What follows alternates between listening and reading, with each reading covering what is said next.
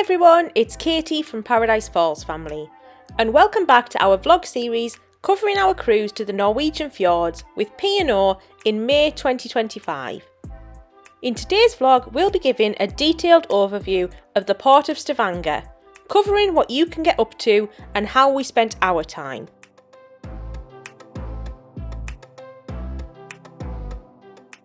Before we get started, if you're new to the channel, we're a family of 4 who love to travel the world together, and we create informative family travel vlogs. We cover the places we've visited and talk about our own experiences with the aim of helping you make the most of your family trip. We've covered loads of places already on our channel, from Europe to North America to Asia, so make sure to subscribe to our channel and check out some of our other videos. You can also find us on Instagram, TikTok, and we also have a website, www.adventuresxparadise.com, with our friends Adventures by Nap, which we're still adding to, but will eventually cover details of all of our trips, as well as guides to things like cruising, Walt Disney World, and other popular family destinations.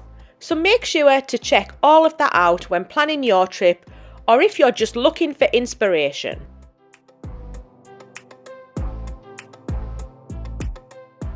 So back to today's video and our cruise aboard the Iona with P&O. Stavanger was the first of 4 port stops on our cruise to the Norwegian Fjords.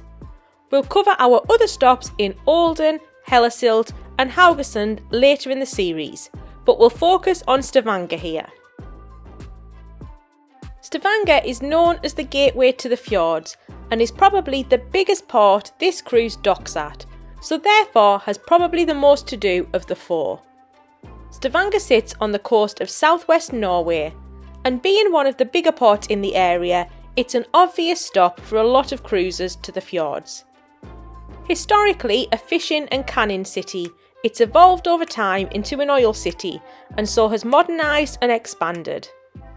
Having said that, it's retained its Viking heritage and has a wonderful picturesque harbour and old town.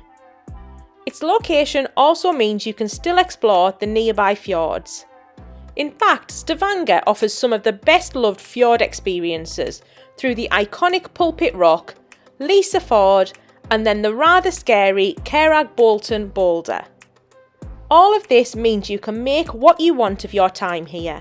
You can just hop off and explore the city yourself, or do some more serious sightseeing, or even get out into the surrounding area to explore the fjords and get stuck into some outdoor activities.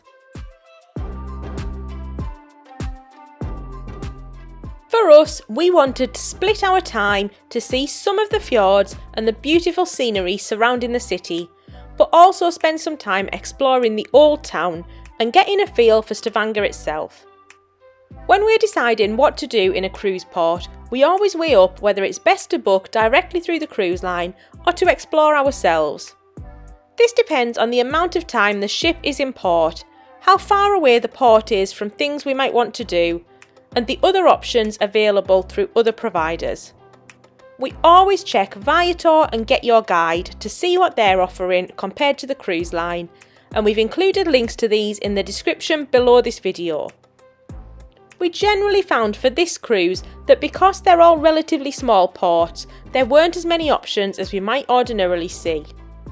We also, rather frustratingly, couldn't find any information from P&O about the time in port, what times we can expect to go ashore and what time was estimated we had to be back on board.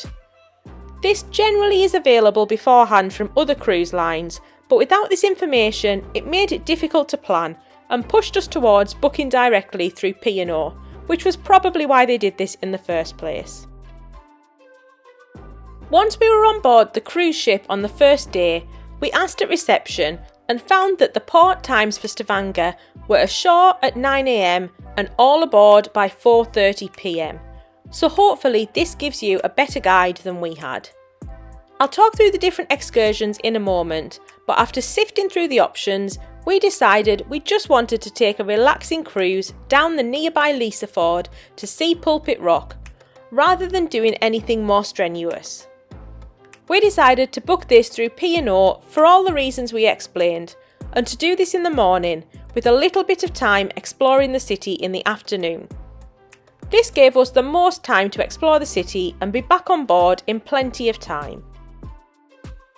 The excursion we decided to book was called Lysefjord and Pulpit Rock. This was available at 9:30am, 10:30am and 1pm, and we went for the 10:30 cruise to give us a little bit of a lie-in, but also to make the most of our time. This came to around £313 for the four of us, 2 adults and 2 children, and we booked a good few months in advance to ensure our spot. The excursion was due to take 3 hours, getting back at 1:30pm, and involved a cruise out from Stavanger, down the nearby Lysefjord to see Pulpit Rock above, with a stop at a cafe along the way for coffee and waffles.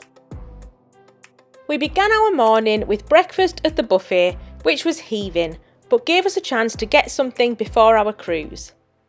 P&O had left our excursion tickets in our room, and then on the day put information up on the TV screens near the lifts throughout the ships, showing the different bus numbers that each tour would need to get on.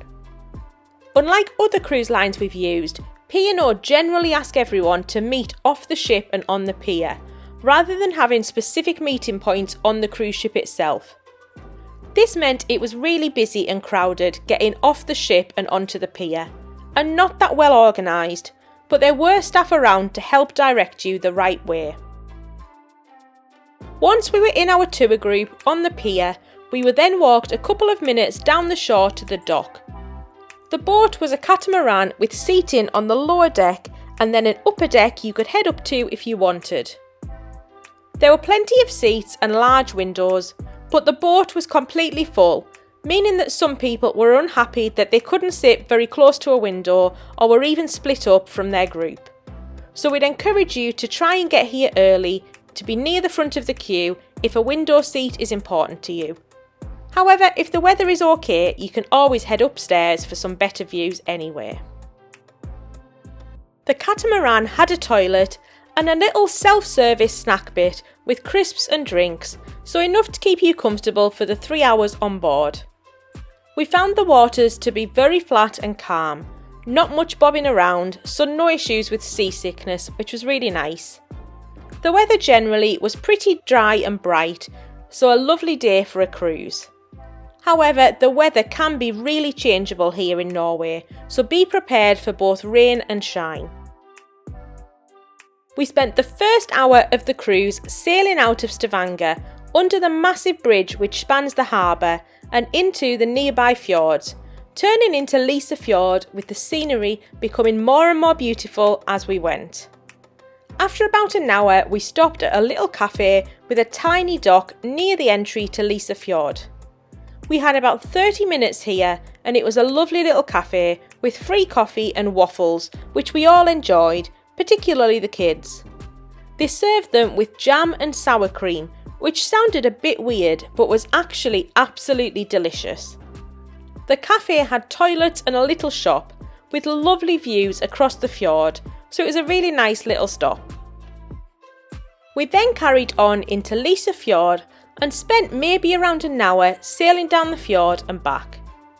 This takes you past wonderful scenery with big cliffs either side, often with waterfalls streaming down them and with snow up on the tops. It was wonderful and really peaceful. We eventually reached Pulpit Rock, which was broadly about as far into the fjord as you go before turning back around. As I said, it's 604 meters above the water, and the Pulpit Rock itself is only a plateau, and it's not very big. It's disappointing small. It's 25 by 25 meters, so not that what you would expect it to be. But if you go up there after a decent climb, you have, of course, a beautiful view. And yes, Mission Impossible #6 was filmed here on this rock, and when you watch the film, you know that the film takes place in Karachi. So it's another Hollywood thing, they let us believe. But actually, Mr. Tom Cruise hired this whole area. Pulpit Rock is one of Norway's most iconic natural landmarks, known for its dramatic beauty and awe-inspiring views. It sits perched around 600 metres above the fjord and is a flat-topped plateau looking out across the fjord. You can hike up here, and there was an excursion to do this, but it's around 8 kilometres across rough terrain, slopes and forests, and we just didn't want to push the kids to do this. Although the views from the top, I'm sure, were much better, we settled for seeing it from down below, and although not as spectacular or impressive, it was still cool to see. We were told that there are some seals who live in the fjord, but it's quite rare to see them, and the only wildlife we spotted were a couple of wild goats. Still, the scenery was spectacular, and we did notice the sheer number and beauty of the waterfalls was astonishing, with the water glinting off the rocks. We did head up to the upper deck for some of the time in Lysefjord, and there was plenty of room up here to take in the brilliant views, but it was really windy, so we didn't stay up here too long. We then enjoyed the cruise back to Stavanger down in our seats on the lower deck and arrived back in Stavanger at around 1:30 p.m, sailing right past the Iona on our way back in. We had a lovely time on this cruise, and it was great to see the fjords and Pulpit Rock. It was probably a little bit expensive for what it actually was. For example, we did a similar length fjords cruise in Oslo earlier in the year, which was perhaps a little bit shorter, but this was less than a third of the price that we paid for this one. However, you obviously pay a premium to book through the cruise line. Now that we know the ashore times, next time we'd probably try and arrange something similar ourselves to save some money. But we would recommend the cruise if you want to get out and see the area a little bit more. Once we were ashore in Stavanger, we decided to spend an hour or two in the city wandering before heading back to the ship. Stavanger is a very small city and very walkable. The ship docks right in the middle of the city, so you can just walk off and explore yourself. Immediately across from the ship, you'll see the old town with the white wooden houses and cobbled streets, which really are beautiful. If you go a little further, you can explore the harbour and some of the streets around here, which are filled with shops and restaurants. A few places to look out for are the Domkirke or Cathedral and the Farigagern, known as the Street of Colours.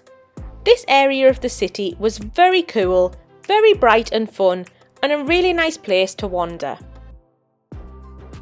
We only needed around an hour and a half in the city to explore and have a lovely time, and we're back on board by 3 p.m-ish. There are a couple of museums if you fancy this, and some sites further afield like the Swords in Rock Monument, which is an iconic landmark on the city outskirts. This consists of 3 massive bronze swords planted in the rocks. It would have been really cool to see, but it was a bit too far out for us this time. There are also beaches around 20 minutes away if you fancy this and the weather is on your side.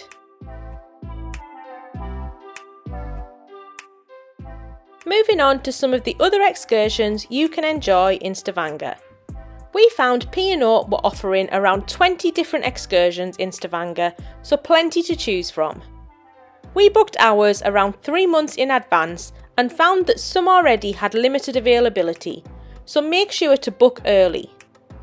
In terms of excursions in and around the city, there were plenty of sightseeing options with around 12 different variations, including accessible options, a chocolate experience, beer tasting, cycling, segways, or just a guided walking tour. A couple of slightly different options were a trip to an outlet mall and shopping experience, or one we really considered was called In the Footsteps of Haaland and Breen FK Stadium. This follows the path of footballer Erling Haaland, who grew up in the region and might be interesting for any football fans. Another is the Iron Age experience, where you go and visit an Iron Age farm outside of the city, and we'd heard really good things about this one as well. This leaves about 5 different excursions going a bit further afield or offering something a bit more active. The first is paddleboarding, which sounded fun but a bit chilly for us. The second was a hike to Manafossen waterfall. Then there are a couple of different cruises on the fjords to Pulpit Rock, and finally the hike to Pulpit Rock itself if you want to go for the big one. We did find a rib boat tour on Get Your Guide if you want to go a little bit faster, but this wasn't something P&O seemed to be offering here though. We also understand you can do helicopter tours up over Pulpit Rock, but again P&O didn't seem to be offering these when we sailed. So hopefully this gives you a feel for Stavanger and some of the things that you can get up to with your time in port. We had a lovely day here and this was one of our favourite parts of the trip, so make sure to enjoy your time here. If there's anything at all we've missed or anything you'd like to know, please let us know in the comments below and we'll do our best to help. If you found this video useful, please give it a like and subscribe to the channel as it really makes a big difference. We've got more videos coming soon covering the rest of the ports, so make sure to catch those. And we've got loads more videos already on our channel and lots of information on our website. So please check those out for more family-based travel guides. Thank you all so much for watching.